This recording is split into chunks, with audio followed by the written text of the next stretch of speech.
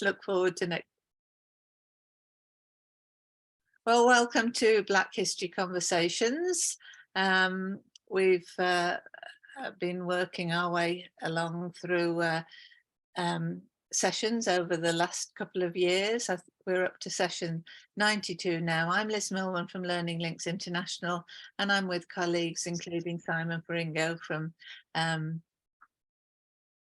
Belong Nottingham, and Garrick and Roland from Justice for Windrush Generations, Garrick Cradock. And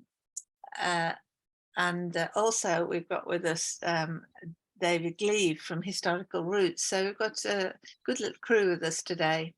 So I'm just going to do the acknowledgement of country. I'm here in Australia, and so I like to acknowledge the traditional custodians of this land, and I pay my respect to the elders, past, present and emerging.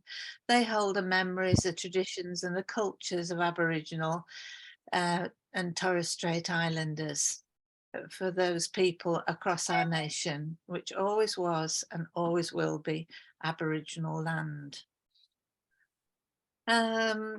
Things are progressing here in Australia with the moves towards a referendum, and that'll be interesting to see how that pans out. Right, I'm just going to go through some of the information that we've got collected up to share, and just to recognise that February is Black History Month in the US, and their theme for the whole country is Black Resistance.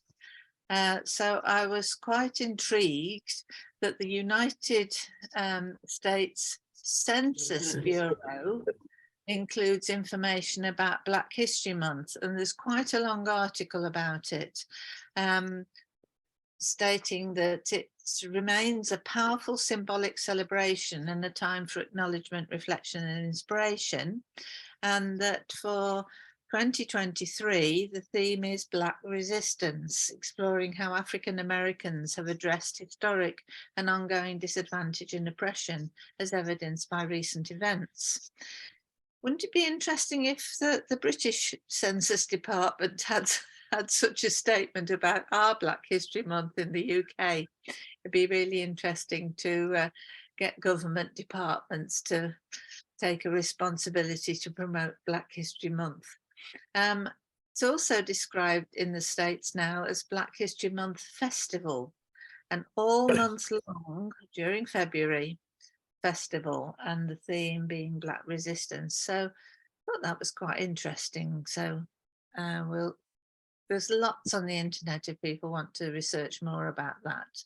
But Garrick, can you tell us a little bit about this conference that was online, the US and UK Summit on Race? Yes. Also, June Elizabeth joined the conference last week as well.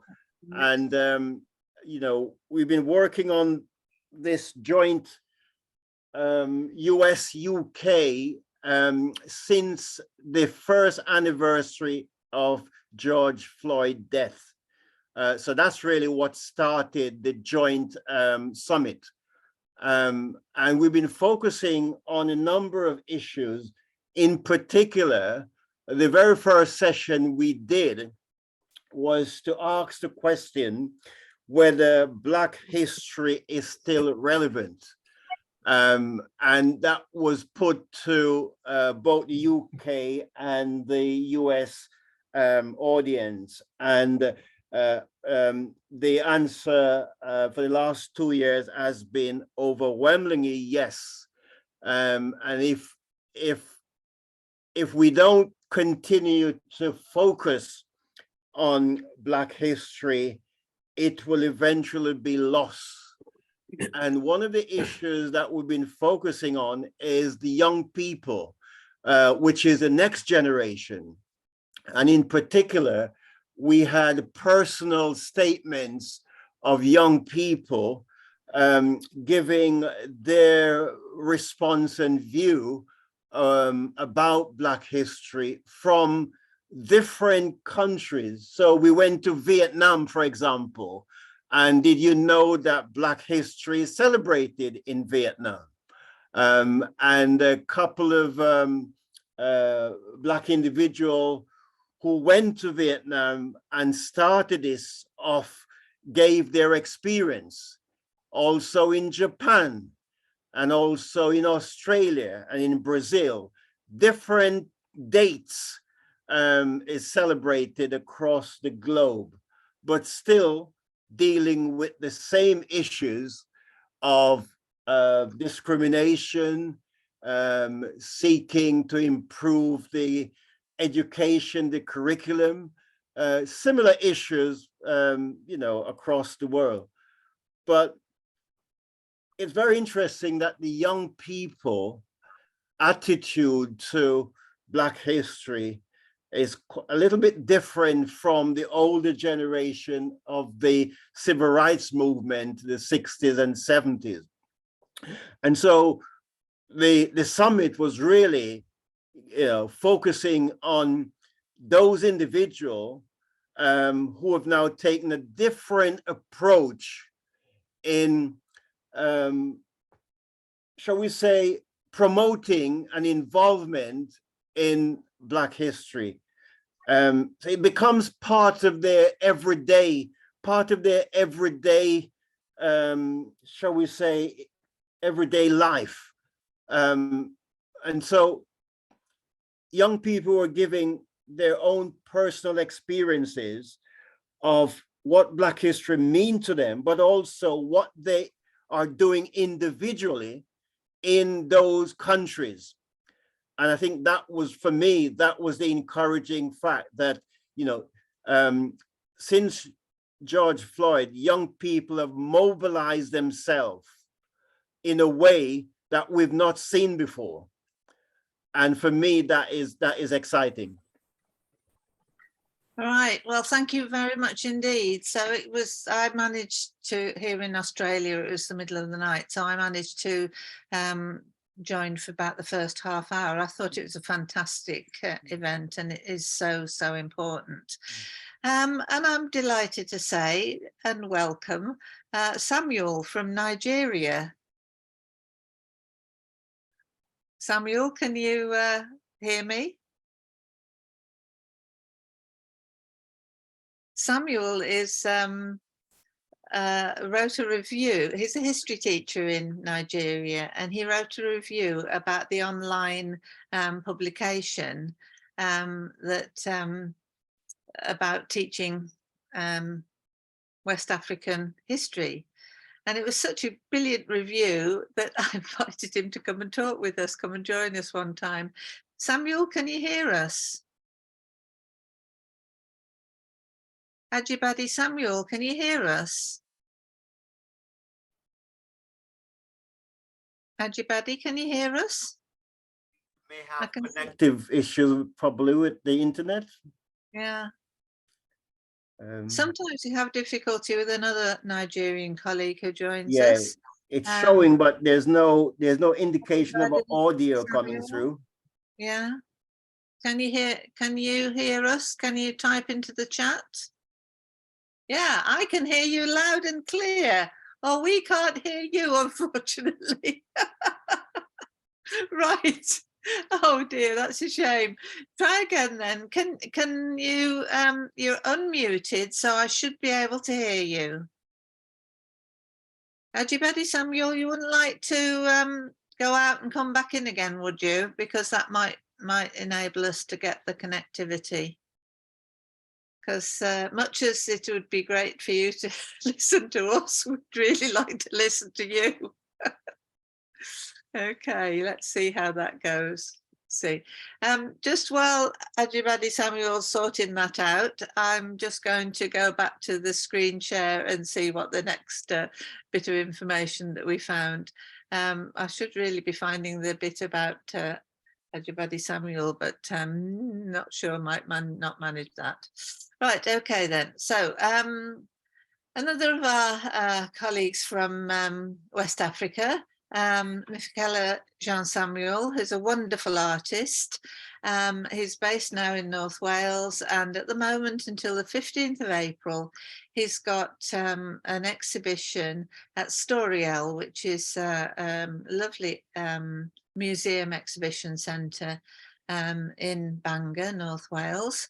and that's on until the 15th of April. So it's great that that's and the invitation to the launch is there as well. So that's tomorrow. So it'll be good. We'll maybe be able to ask John Samuel to join us again.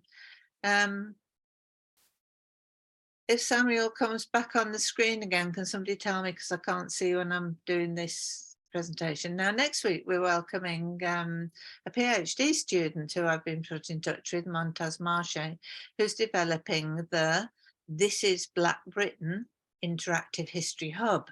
This is an amazingly interesting project, and it's being developed in partnership with the University College London, UCL, with support from the National Archives, and that's going to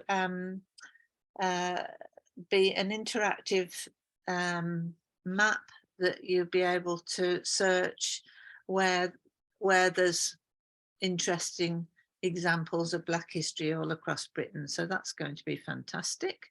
So these are all the emails that I've been in touch with. Kevin Searle is the person that we're working with at the National Archives now, and there's someone from another department who's going to contact me, but they haven't yet, so I'm just waiting for that, and then we'll see. Now we're looking forward to Friday the 3rd of March, when Eleanor Shearer is going to join us. Eleanor Shearer's book, River Sing Me Home, has been really very widely publicised. And she's a mixed race writer, granddaughter of Windrush generation immigrants. And so she's written this book, which is about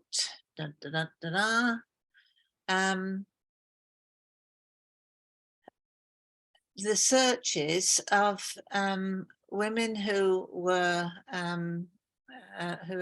coming out of slavery to try and find them. So this is a historical fiction. We've talked about this before. Historical fiction's a really interesting way of really getting a true feel of the issues and the challenges and the reality of the situation. And so she says, we whisper the names of the ones we love like the words of a song. That was the taste of freedom to us, those names on our lips. The names of the children are Mary Grace, Micah, Thomas Augustus, Cherry Jane, and Mercy.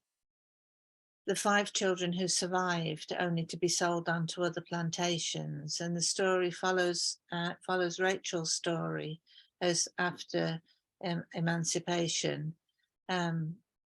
Freedom, what does it mean? And she tries to find her children. So it should be a really interesting story to follow. And I've got some more information here that people can access at a different time. But on to a totally different subject, another English Heritage blue plaque. And this is to recognise that in terms of Black history, we won't often talk about Indian and South Asian history. So it's really good to have this opportunity to recognise Princess Sophia Dulip Singh, who was a suffragette. So she's now got a plaque on her Grace and Favour home at Hampton Court. Okay, so I'm just going to check and see where we're doing with Ajibade Samuel. Any more luck with your sound, Ajibade? Okay, it's obviously a problem. Maybe it's that Ajibade is in a situation that he can't really talk, but he can listen. So I don't know. I know it's lunchtime probably at your school, or maybe, I don't know. I haven't got the African times up here. Yes, I have. It's about 3 p.m. in the afternoon, I think, 2:30, 3 p.m. So it's an hour difference, I think. Just an hour difference, yeah. That's right. Okay, then. So I'm just going to go back to share my screen again until we can find a slide that, oh no, I won't be able to do that. So we'll see what else is on my list of things here. Oops, a daisy. Right, so it's interesting to know that the Black Curriculum group are really getting on with stuff, and their website, theblackcurriculum.com, has all sorts of downloads, and particularly home learning for parents. So, you know, it's a good resource for all schools looking to teach Black British history all year. And it's important to still have the focus of Black History Month, I think, because we could lose, as we were saying earlier, but it's also important that Black history is embedded throughout the year, and that there's opportunities for children to study about Black history. And there are 3 children's books, which is why, David, I'm interested as well with your children's books. You've written about Walter Tull, Dido Bell and Samuel Coleridge Taylor for children. So the more children's Black history books we can have available, obviously the better. I'd got the DKN Black history book. I can't just see it around me here. Well, that's another very interesting one with so much information in. Right, another colleague of ours, Richard Anderson, who's joined us on a number of occasions, has written Liberated Africans and the Abolition of the Slave Trade. So talking about that same story, but he takes this through from 1807 till 1896. So again, a very interesting read, very, very informative. And what's absolutely wonderful about this is that it's available online. So you can download the PDF or you can view the PDF. And now apparently a lot of the books being produced by the universities are being required to be made openly available. So Samuel, that also, you know, links with the book on Black history that you've been you were reviewing and using. I also came across this, which I thought was really interesting. This is the Timbuktu manuscript project from the University of Cape Town. We've been making links and exploring issues with South African history. So it's interesting to see that the University of Cape Town is also researching wider African history. And so this website is fantastic. There's so much information, and it makes me feel guilty as an English person, because we have the expression when we think that somewhere's just a rubbish place so far out of the way that couldn't believe, we talk about going to Timbuktu. But Timbuktu's history is absolutely fantastic. So that's a really, really interesting resource. And there are links at the top of here, and we're talking about how best to share these because the PowerPoints are too big to share. But we could put some on the email or on MailChimp perhaps. Right, just a reminder about Slaves and Highlanders, a brilliant book written by our colleague David Alston, and this is the Selected Histories of Scotland and the Caribbean. It won Scottish Book of the Year 2022. I can't remember if I've included this one before. And now David's written something about the Guyana Maroons and their resistance and resilience right through until the end of slavery. So that's also been published in the Journal of Slave and Post-Slave Studies, which is interesting to explore as well. Then I found out about the Gilda Lehrman Centre for the Study of Slavery Resistance and Abolition, and that's at the Whitney and Betty Macmillan Centre for International and Area Studies at Yale University. So again, interesting information there, and good speakers who we might be able to persuade to join us at some stage. And also, this is, we roam around as we're looking at different Black history. stories, and the Scottish stories are of great interest, of course. And this site, it was Neos. It was Neos, about Glasgow's Black history, and that's a really interesting site to research about that. Okay, so I'm just going to stop sharing again now and see. David, would you just like to tell us a little bit about your website while I look and see if I can find Ajibadi? Can you come in now and speak? Let's try it again. I see you've taken your got the mic open. Ajibadi? No, we can't hear you. It's frustrating, isn't it? Ajibadi, just go out and come back in again, will you? Ajibadi, can you hear me?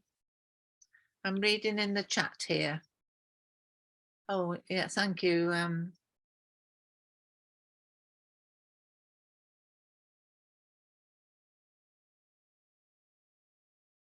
just sending Ajibadi a message in case he's not hearing me,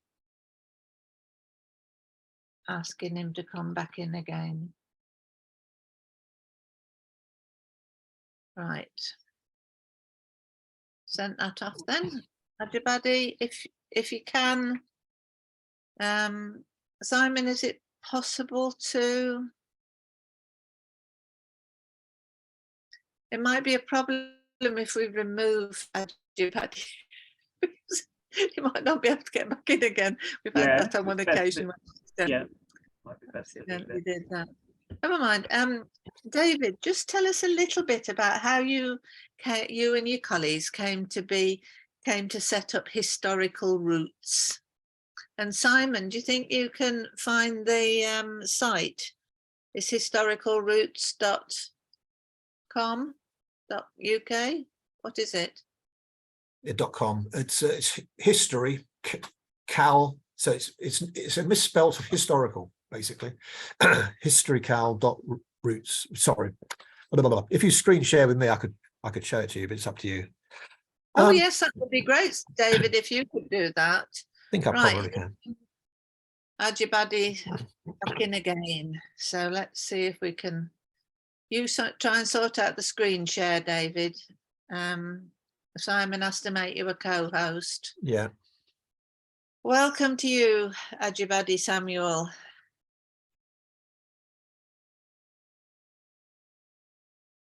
Yeah. Be able to share, David. Oh, so I can just go ahead, can I? Whenever Liz is ready, is that right? Let's see if Ajibadi, just check if Ajibadi can speak to us. Ajibadi, can you speak to us? This is strange, isn't it? Try again, Ajibadi. You're moving around my screen. Okay, Ajibadi. Maybe we'll not quite know what to do. Do you think there's a reason, Ajibadi, why we can't hear you? Is there an obvious reason? Oh, he's gone off again. Off you go then, David, please. Okay, well, do you want to make me the, I don't know, do you want to enable me to screen share? It's probably yes, works. Yeah, it's enabled, David, so whenever you're ready, you just click share screen. Okay, so all right, okay, I'm going to turn my camera off for a start. Okay, share screen.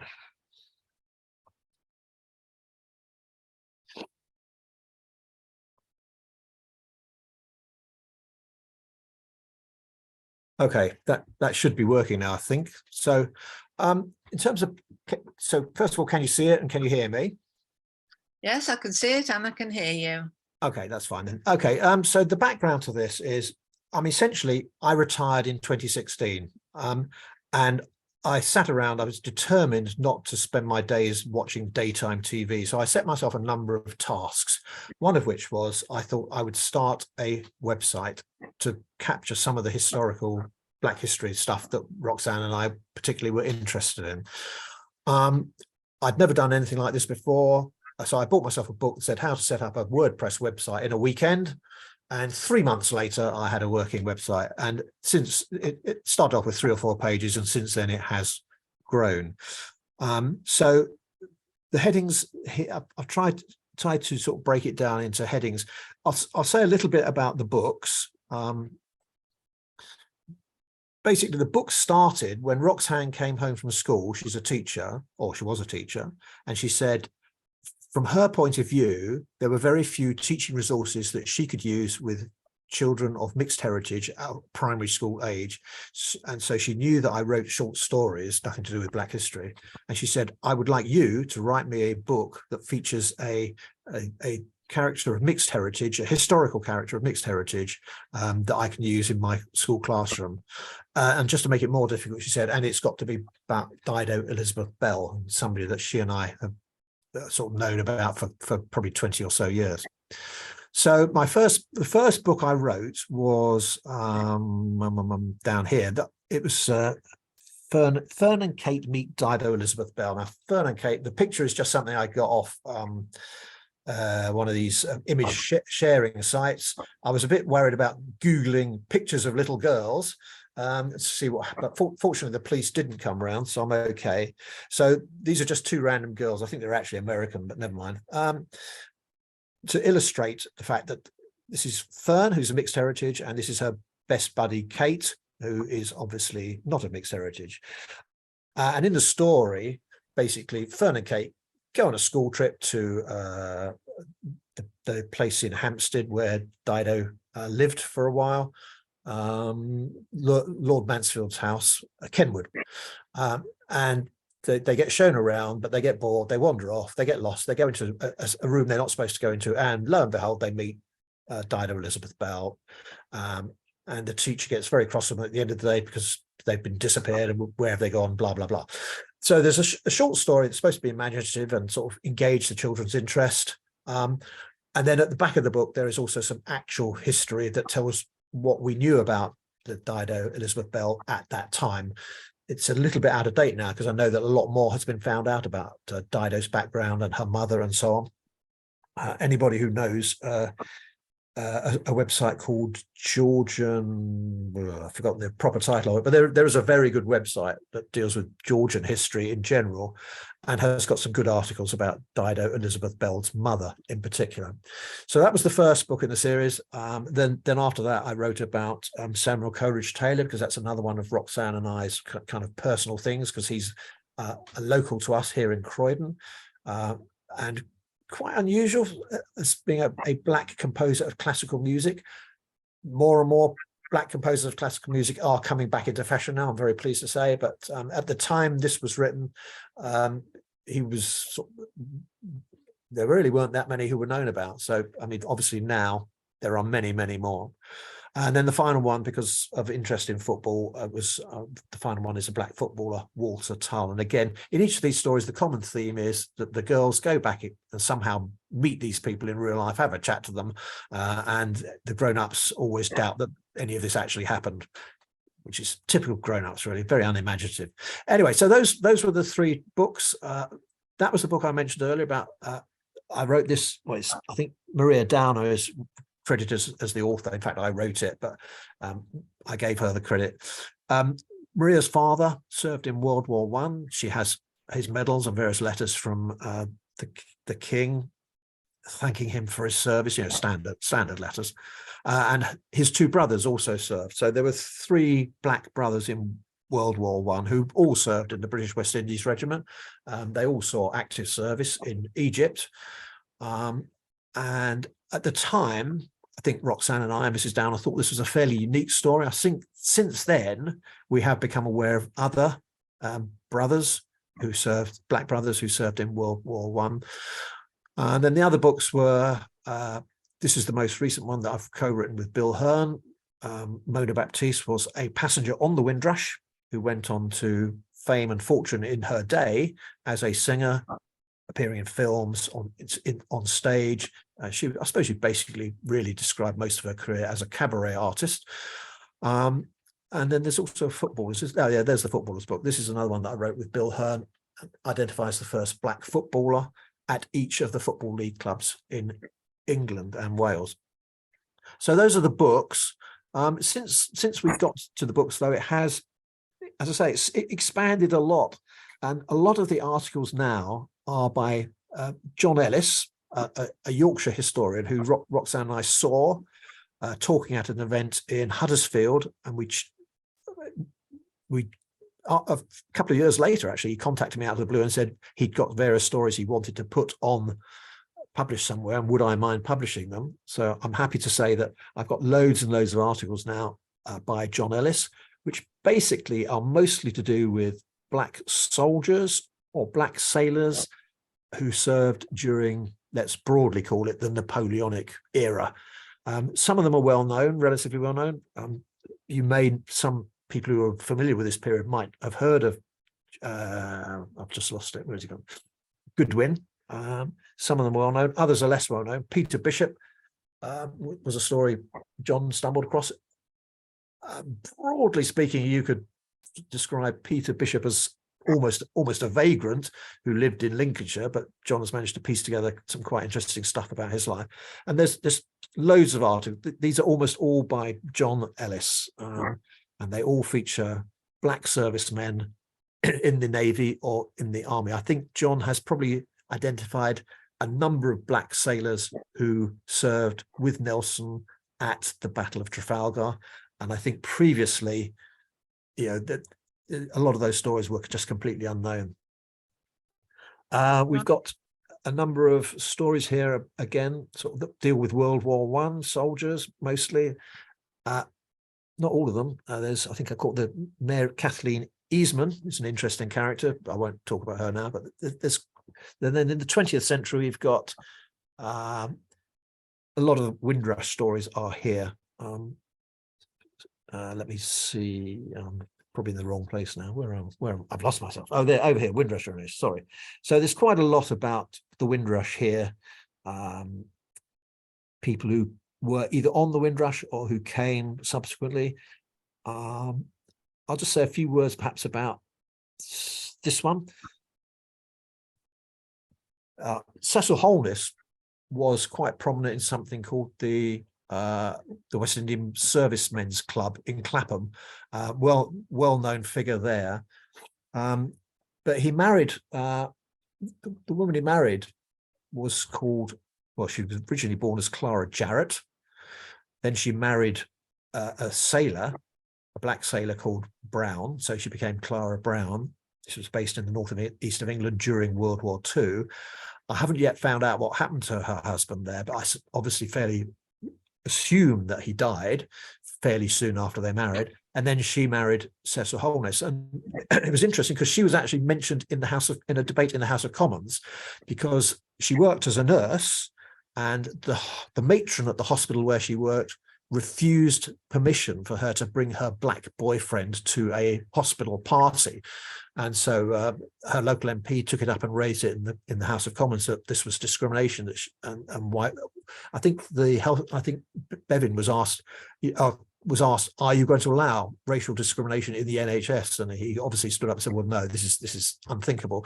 And so Clara Brown's story is quite interesting. I stumbled across it in the South London Press in the British Library while I was looking for something else. And I thought, well, I'm never going to be able to find anybody with the surname Brown. It's just too common. But I did find her whole story. So Clara Brown, Cecil Holness, that's an interesting story that I researched. But a lot of these stories on here are not researched by me. They're researched by John Ellis, some by Audrey Dewji, who some of you may know about, a Yorkshire historian, some by Bill Hearn, who I've mentioned a few times.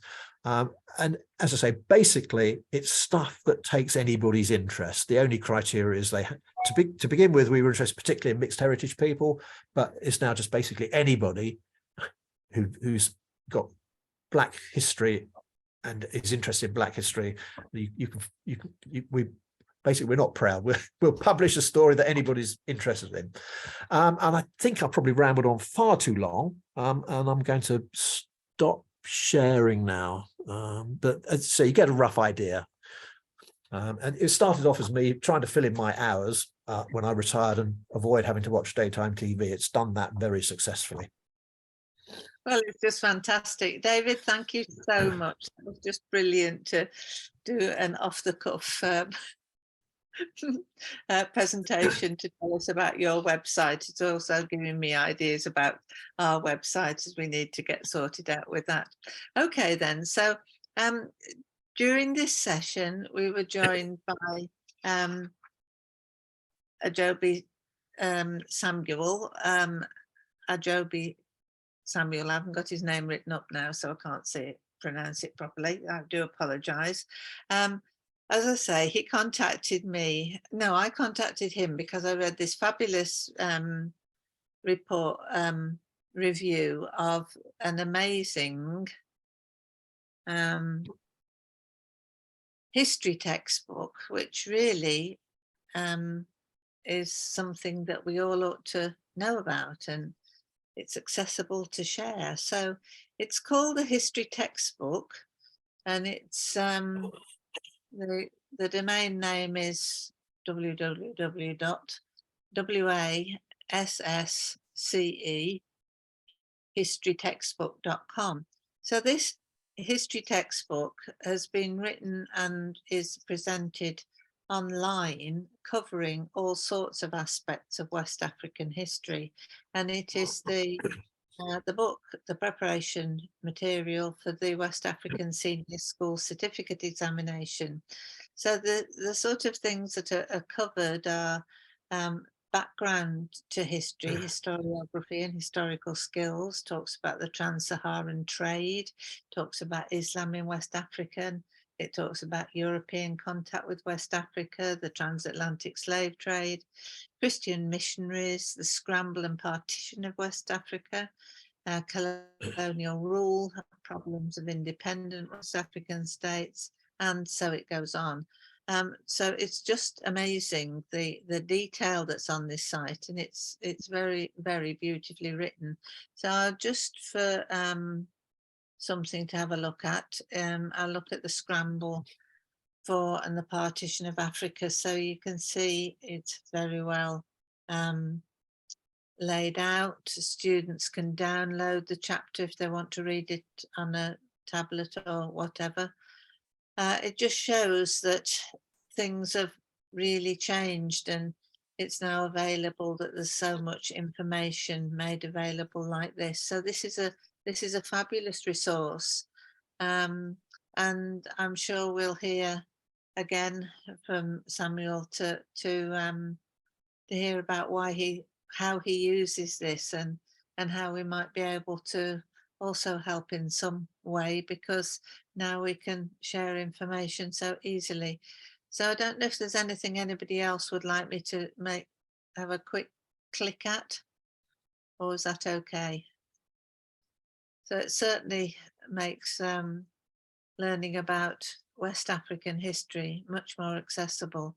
I think in parts there are illustrations, but I think it's mainly called colonial rule in West Africa. Garrick, yes. Yeah, it would be great to be able to interact with the author about the book. You know, it has got quite a good contents, quite diverse. It would be nice to to hear about that, in addition to just reading it, in terms of how the material came together, etc. Yeah. So that could be another time. Yeah, I've just clicked on authors.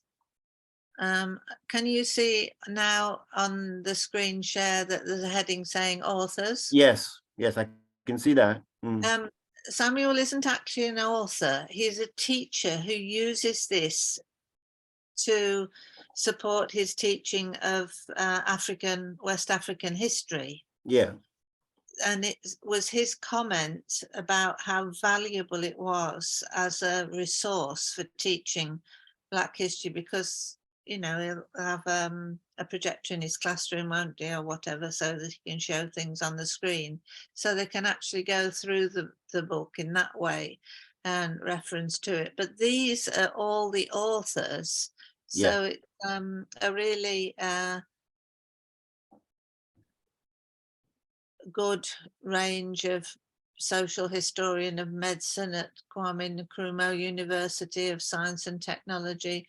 We've got Associate Professor and Head of Department of History and African Studies at the University of Sierra Leone.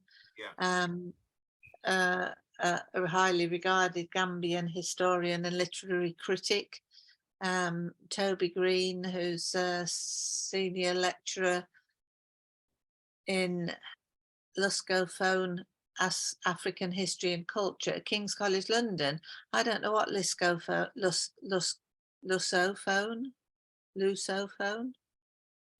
don't know what that means. So a really prestigious team of authors have worked on this, and I think it's it was through Samuel's review though that I got to hear about it. So that's really interesting, I think. Okay, so if you want to look up that and brush up on your West African history, that's a really, really good resource. Of course. Gareth? I was thinking, Liz, while David was presenting his website and the various aspects that is covered with his dual heritage, mixed race, etc. And of course, we all know that dual heritage is the fastest growing population in the UK, particularly Bristol and Liverpool are the two outstanding cities. But I think there is a conversation to be had around, you know, Black history, in the sense of how do we market and package Black history to reach a much wider audience. And I say that because it's my experience that Black history, British teachers, British people will not necessarily be interested in reading Black history. And I found, and I spent Tuesday in Liverpool Central Library, just going through the various archives and sections. And I found there are different ways of packaging Black history, in the sense of, you know, Black British history. And Black British history will be read by a slightly wider audience of British people than Black history. And so we got to find a way how we actually market and deliver an inclusive Black curriculum to a much wider audience. And I notice when I promote Black history, I get very little responses back.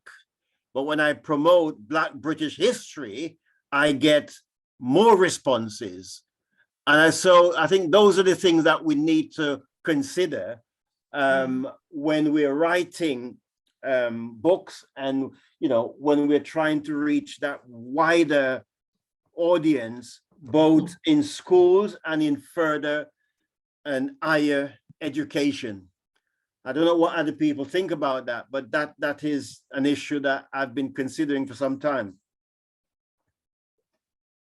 I've got quite a lot I could say about that if people are willing to listen. First of all, I mean, I'm not a teacher, Roxanne is.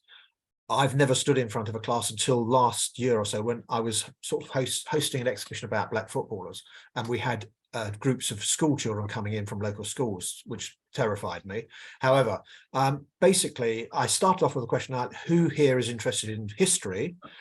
And a few hands went up reluctantly, people looking over their shoulders. Has he put his hand up? I'll put my hand up, kind of thing. Then I said, okay, so who's interested in football? And the reaction was completely different. The energy in the room completely changed. But of course, we spent the next hour talking about history through using black footballers as a means of getting into the topic of history. They may not have been especially interested in history, but they were interested in football. So, and of course, by talking about somebody like Walter Tull, you're able to talk about enslavement because his grandparents were enslaved. By talking about somebody called Jack Leslie, who was picked for England in the 1930s and then unpicked because he was black, you can talk about racism and how that's changed over the decades. Footballers since about 1890, you can talk about lots and lots of aspects of British history through the medium of footballers. So that's one thing I wanted to say, that you have to sort of find your way into what they find interesting. The other thing really is sort of speaking on Roxanne's behalf very much. I mean, she always tried to integrate the black history into more or less any lesson she was doing. So they might be talking about something and she would introduce a black example into that lesson, say, oh, we're talking about scientists. Here's a black scientist you may never have heard of. So if you've got an imaginative teacher, I believe you can introduce black history and black subject matter into any topic on the curriculum if you choose to do so. And the trouble is most teachers don't choose to do so. You'll hear them, Roxanne will tell you that white teachers are often afraid to talk about black history in case they put their foot in it and say something wrong. So I think there's a lot of issues around teachers, particularly white teachers, not being happy about talking about black history or introducing black subject matter into their lesson plans. And the other thing I want to say was, oh yeah, Roxanne's also involved in the NEU, the National Education Union, and they have a Black Educators Conference, and people talk there about teaching black children about their own history. And I do think it's very, very important that black kids, I mean, we wanted our children, mixed heritage children, to understand their own black heritage. They'd get the white history at school, but we wanted to make sure they understood the black side of their heritage as well. And so somebody's got to give them that black heritage. I'm losing my thread, but yeah, hang on, the thread's back. Broadly speaking, my point is, you don't just want to teach black children about black history. It's the white children almost more important, because they are next generation racists unless you teach them right. So you've really got to get the message across to all of the children, black and white, that this is an integrated part of British history. Black people have always been here since before Roman times. Get over the fact that it's just there. And they need to understand that. Sorry, I think that's probably me. I've said enough. No, but you're absolutely right, David. What you've said, I cannot disagree at all. And it is true that many teachers are very fearful of actually having those conversations. And in fact, teachers are not trained. They're not trained in that way. It's the same way that hairdressers, are not trained to actually manage, people's hair who's, woolly and bristly, etc. And, if you walk into their salon, it's like, oh, I'm sorry, we don't do Caribbean hair, so you got to go somewhere else, And yet, when the black hairdresser is trained, they're training everybody's hair. So, it's those type of things. Yeah. Right, so that's brilliant. We need to have a session sometime on hair and hairstyles. That would be really brilliant. Black hair and black hairstyles. I think that you're quite right, David. From my point of view, it's about our shared history, and it's just as important for white children as black children. But black children do need to understand about their own roots and heritage. Mixed race children need to understand about their family heritage. And part of the issue, as you say, with white teachers, and possibly with some black teachers who've been educated in Britain, that their knowledge about black history is very limited. It may just be, based on the American model, as I've talked about before. Yeah. So ways of learning about black history, I think, are really important to recognise. And I'm going to wrap up this session with just two examples of of other interesting resource books or resource opportunities for teachers. Now, if I could find the, yeah, here it is. Okay, now UNESCO did a whole series of books on the general history of Africa written by Africans. Now, this is the Google search page. I've chosen to show you this because it shows the whole series of these books. So they don't exactly look like the sort of things that you'd see on the staff room shelf. It's the huge tomes, but interestingly, and if I can manage to find this and share it to you, I might have to stop sharing and then come back into it again. No, I have to sort that out myself first. Apologies, folks. I'm just trying to find the right place. Let me just get that opened up. Is that there's a TV series based on it, which Zainab Badwawi is the presenter, and that series, it's now, you can get it on YouTube, and we promoted this early in Black History Conversations, and we've actually got all the links on the website if you're going to find them. That's why we need to sort the website out.